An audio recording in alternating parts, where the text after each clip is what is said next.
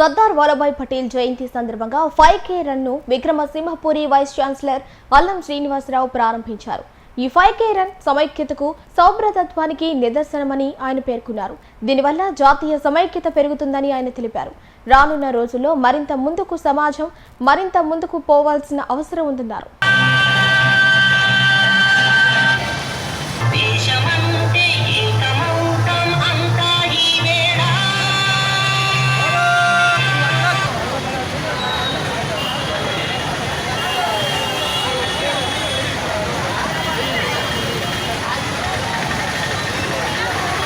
ఈ సర్దార్ వల్లభాయ్ పటేల్ జన్మదిన పురస్కరించుకొని 150వ జన్మదిన పురస్కరించుకొని మనము ఈ సమైక్యత ర్యాలీని నిర్వహిస్తున్నాము.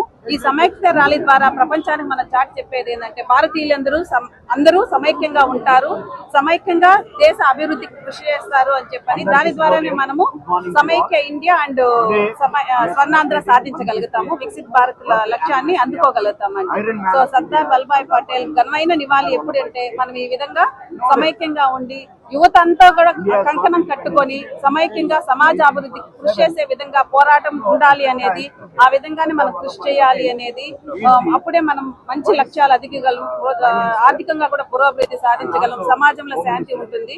సో ప్రతి ఒక్క యువత దేశానికి భవితకి నిర్దేశించే వాళ్ళే కాబట్టి ప్రతి ఒక్క యువత దీనికి మళ్ళీ పునరుక్తి అవ్వాలనేది మన ప్రగాఢ నమ్మకం. అండ్ అందరినీ అదే విధంగా మనం ఈ రోజు ఈ సమైక్యత ర్యాలీ ద్వారా తెలియజెప్తున్నామండి.